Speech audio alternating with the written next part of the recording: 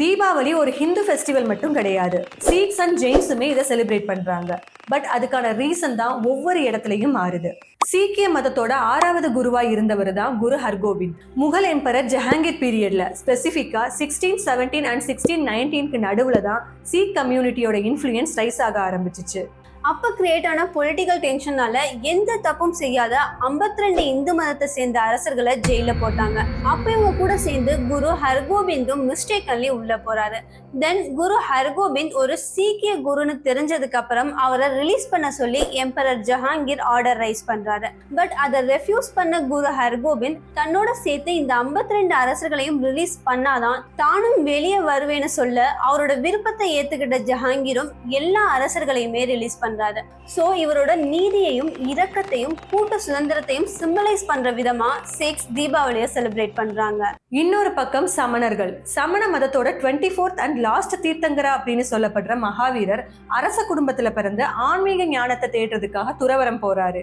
அப்படி சர்வ ஞானத்தையும் அடைஞ்சவர் கடைசியில கிமு 527ல பீகார்ல இருக்க பவாபுரியில தீபாவளி அன்னைக்கு நைட்டு மோட்சம் அடைகிறாரு. அதாவது சமணர்களை பொறுத்த வரைக்கும் இறப்புல ஆத்மா மறுபிறவிக்கு போகும்னு, ஆனா மோட்சம் அடைகிறப்போ ஆத்மாவுக்கு மறுபிறவி இருக்காதுன்னு சொல்லப்படுது. சோ சமணர்கள் தீபாவளிய மகாவீரருடைய ஆத்மா பிறப்பு இறப்பு சுழற்சியில இருந்து பெர்மனண்டா விடுதலை அடைஞ்ச ஒரு புனித நாளா கொண்டாடுறாங்க. அண்ட் இன் நார்த்தன் இந்தியா ராவணனை டிஃபீட் பண்ணிட்டு வந்த லார்ட் ராமா அண்ட் சீதா தேவியோட ரிட்டர்னை செலிப்ரேட் பண்றாங்க. பெங்கால் பீப்புள் காளி தெய்வத்தை வணங்குறாங்க. And of course in southern India and Nepal நரகாசுரனை கிருஷ்ணர் வதம் பண்ணனால தீபாவளியா கொண்டாடுறாங்க. அண்ட் ஆல்சோ பால்கடல்ல இருந்து வந்ததா நம்பப்படுற காடஸ் லக்ஷ்மியோட பர்த்தையும் இந்த ஃபெஸ்டிவல் குறிக்குது. இங்கிலாந்துல கூட லேசஸ்டர் சிட்டில தீபாவளியை செலிப்ரேட் பண்றாங்க.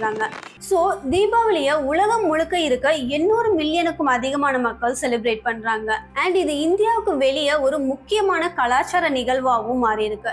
செலிப்ரேஷனுக்கு ரீசன் வேற வேறையா இருக்கலாம், but the core point is same, happiness and new beginning. So we wish you a happy Diwali.